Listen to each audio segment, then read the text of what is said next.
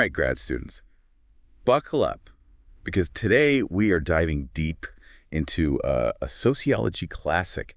It's The Social Construction of Reality by Berger and Luckmann, this book. It's a cornerstone in our field for a reason, and we're going to unpack why that is. It really is. You'll see how Berger and Luckmann, they connect everyday life to those big sociological questions we wrestle with. It's pretty brilliant. Okay, so their central argument is that reality is socially constructed. We hear that phrase thrown around a lot.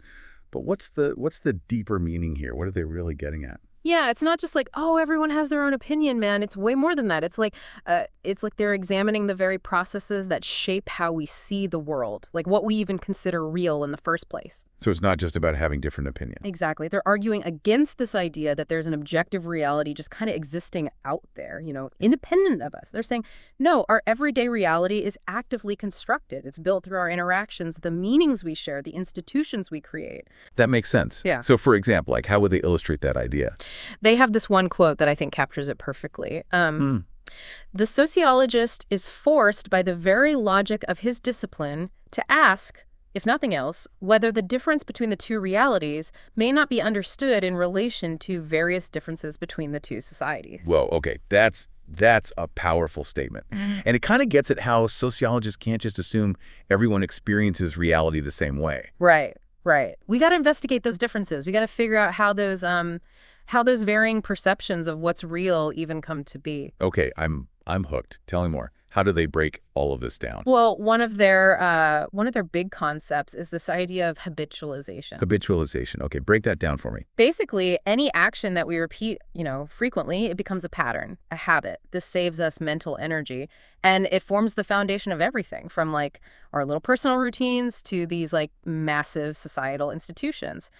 So even something as simple as like brushing my teeth every morning is part of this like bigger social process. Exactly. They even use this analogy. Imagine a guy stranded on a desert island. Even in total solitude, he'd still create routines. It's a fundamental human need, to have structure, to have predictability. I see that. Okay. So we've got these individual habits, right? But how do we go from that to like the entire legal system? That seems like a huge jump.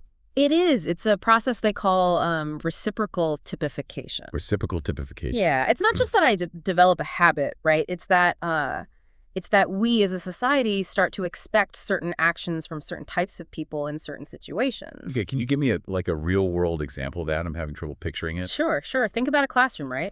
The teacher expects students to raise their hands. The students expect the teacher to call on them. These expectations, these typifications, they get so embedded that they like form the very structure of that classroom. Oh, I see. So the classroom itself, as an institution, it's a product of these shared expectations. Exactly. And this applies to all kinds of institutions, right? Families, governments, everything. They're all shaped by these typifications, and they influence how we interact with each other, how we understand our roles in society.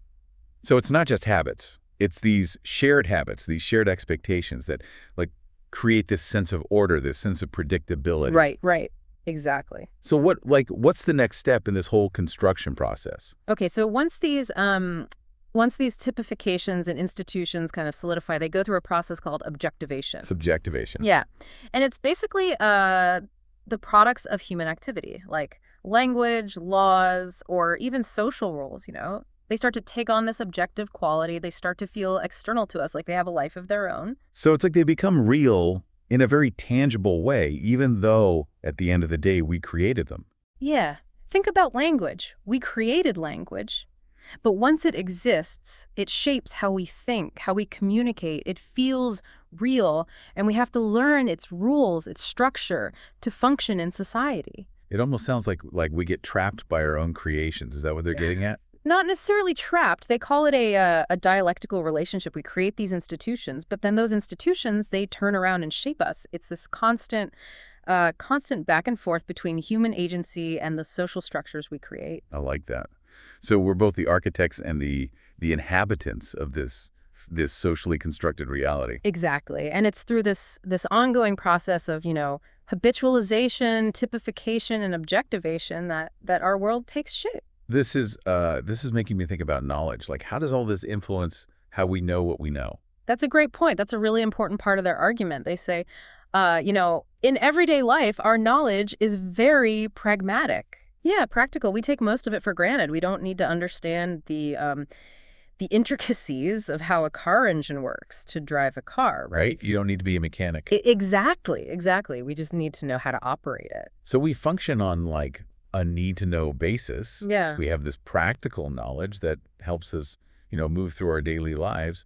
But there's a whole lot we don't know, right? Absolutely.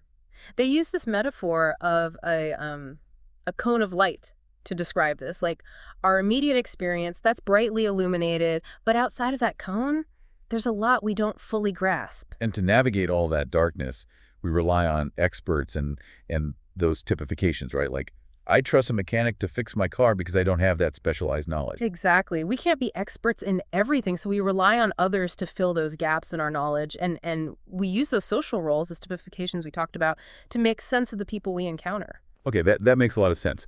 So it's like this delicate balance between like what we know for sure and what we trust others to know. We've built this social world. We've got this cone of light knowledge. But where does meaning come in? Like, how do we make sense of it all on a larger scale? Yeah, that's where symbolic universes come in, and this is where it gets really, really interesting. Symbolic universes. Okay, so tell me about those. Well, they're these overarching meaning frameworks, right? They help us make sense of the world. They legitimize the social order. So things like religion, mythology, political ideologies, those are all symbolic universes. Exactly. These systems of belief, they give us answers to the big questions, Why are we here? What happens after we die? Why are societies structured the way they are? They give us a sense of order, a sense of purpose. So it's not just about knowing how to function in our daily lives. It's about like understanding our place in a larger system of meaning. Exactly. And what Berger and Luckmann argue is that these symbolic universes, even though they're ultimately human creations, they come to feel so real, so powerful. They shape our values, our beliefs, even our sense of self. I mean, that's powerful stuff. We've covered so much already. Oh.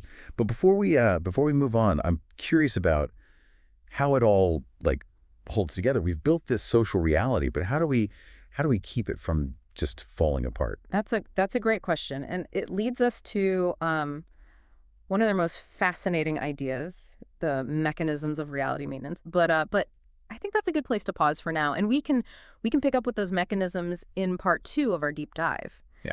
Okay, so picking up where we left off with those mechanisms of reality maintenance, Berger and Luckmann, they argue that maintaining this socially constructed reality, it's an ongoing process. It's not a one-time thing. Right. It's not like we build it and then we're done. It's more like a constant balancing act, right? Like we're always working to uphold this shared reality. Exactly. And they outline several mechanisms that help us do this. One of the most important ones is our everyday interactions. Like every time we talk to someone or we participate in a shared ritual or even just go about our daily routines, we're reaffirming this reality. It's like all those little like moments of connection. Those are actually helping to hold the whole social fabric together. Yeah. That's a great way to put it. Each interaction is like this subtle reminder of the rules, of the expectations, of the shared meanings that make up our world.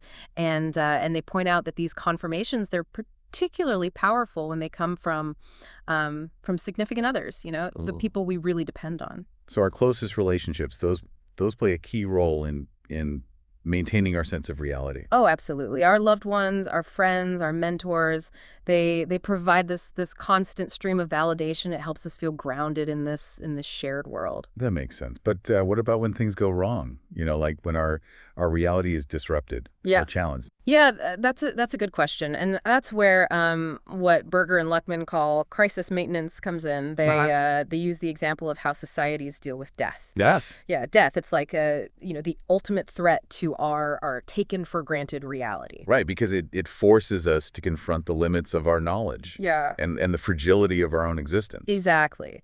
And so we develop all these elaborate rituals and beliefs around death, funerals, mourning periods, beliefs in an afterlife.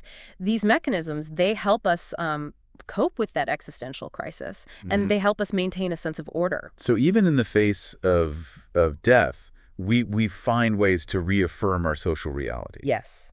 And these rituals, even though they vary across cultures, they serve a similar function. They protect our shared reality from being like shattered by the unknown. This whole idea of reality maintenance is it's fascinating. It really highlights how much work goes into upholding this social world we live in.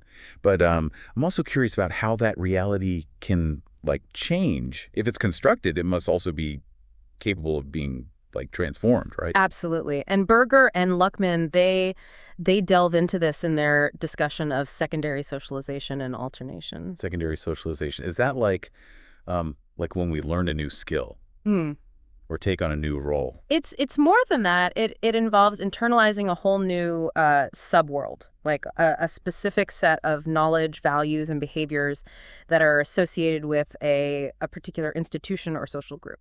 So like becoming a doctor or a lawyer or even like joining a religious community, that would be secondary socialization. Exactly. And what's interesting is that secondary socialization, it often builds upon the foundations of primary socialization, the socialization that happens in childhood. We're not starting from scratch. We're adding these new levels of reality onto what we already know. So we're constantly like expanding and refining our understanding of the world as we encounter new social groups and institutions. Yes. Think of it like learning a new language. You already have the base of your native tongue, but you're grafting on this whole new system of symbols and meanings. I like that analogy. Yeah. But can this secondary socialization ever like completely override our primary socialization? Yeah. Can we ever truly become someone like completely different? That's where the concept of alternation comes in.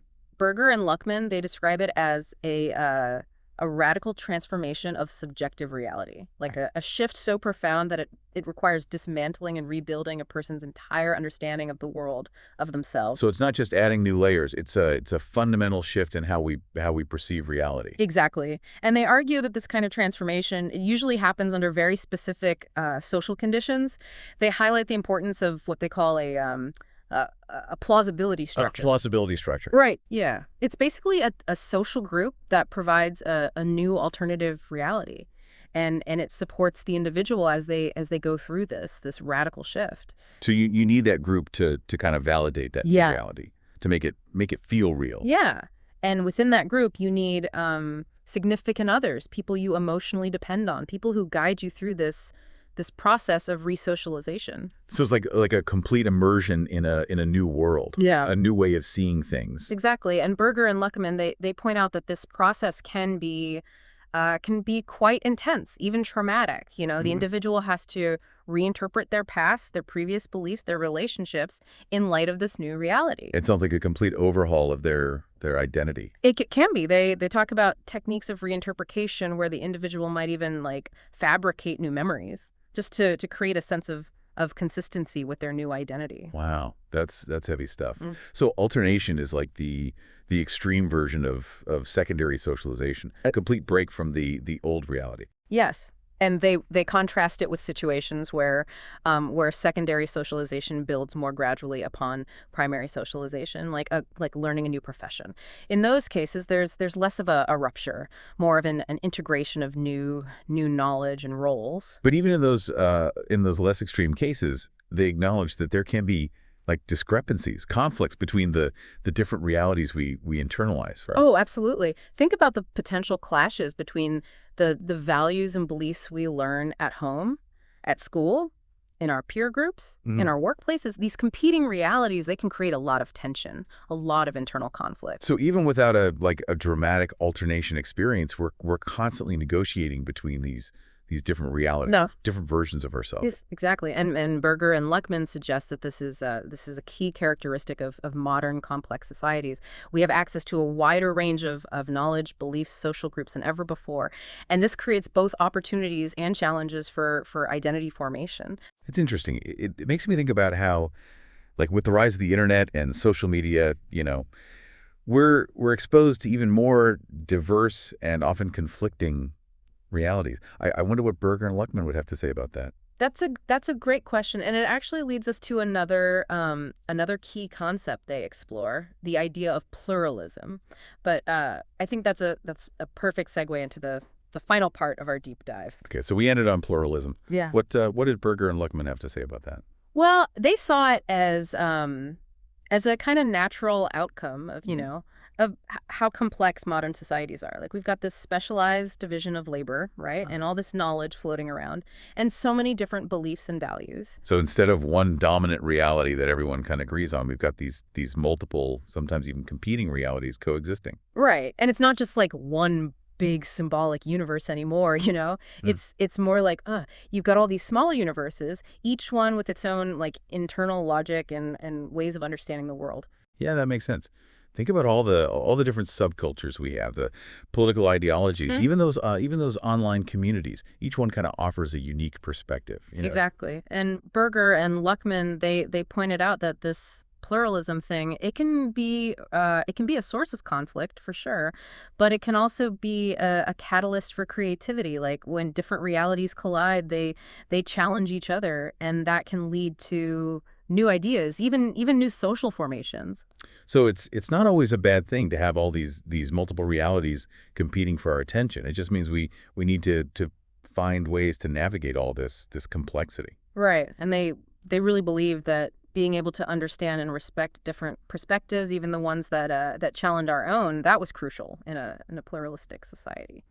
It makes me wonder if all this this constant back and forth between these different realities, if that contributes to some of the anxiety that we see in modern society. That's an interesting point. It actually connects to another important idea they explored, unsuccessful socialization. Unsuccessful socialization. Yeah. What is that exactly? It's basically when individuals, they're exposed to these conflicting realities, or maybe they can't fully internalize the dominant reality of their society. So someone who doesn't quite fit in, who maybe sees the world a little differently. Yeah, it can definitely manifest that way. And Berger and Luckmann talked about a bunch of factors that contribute to unsuccessful socialization. For example, if the significant others in a kid's life, like their parents or their teachers, if those people are presenting different or conflicting realities, well, that can make it hard for that kid to form a stable sense of self. It's like they're getting mixed messages about what's real, what's right, what's expected of them. Exactly. And this can happen later in life too. Like if you're exposed to subcultures or alternative lifestyles or even just radically different worldviews, that can disrupt our taken for granted reality. And it can lead to this feeling of dissonance. Like that feeling you get when you realize the world is a lot more complicated than you originally thought. Yeah, exactly. And those moments, they can be pretty unsettling. They make us question our beliefs, our values, our sense of identity. So what happens to someone who's gone through this unsuccessful socialization? Do they just end up permanently confused? Not necessarily. Berger and Luckmann, they suggested a few possibilities. One is that the individual might just retreat, back into the familiar. They hold on even tighter to their original beliefs. It's a way to cope with that uncertainty. Yeah, that makes sense. Like a defense mechanism to protect themselves from having their reality challenged. Exactly. And another possibility is that they try to compartmentalize. They keep those different realities kind of separate in their minds, and they navigate between them depending on the situation. Oh, so they might adopt different personas depending on who they're with. Right. And that's become super common in our world today, with online identities and all the different social circles we move through. But there's a third possibility, and this is where it gets really interesting. Right. I'm all ears. What's the third possibility? Well, Berger and Luckmann argued that some people, instead of retreating or compartmentalizing, they actually embrace the challenge to their reality, and they go through this process of alternation. So they might actually rebuild their entire worldview, based on these new experiences and insights. Yeah, it's a pretty radical transformation, but it can lead to a whole new sense of purpose, of meaning, of identity. Of course, it's not easy. There's a lot of internal conflict, a lot of emotional upheaval, and sometimes it even means breaking away from those significant relationships that don't align with this new reality. So it's a real journey of self-discovery. Yeah. But not for the faint of heart.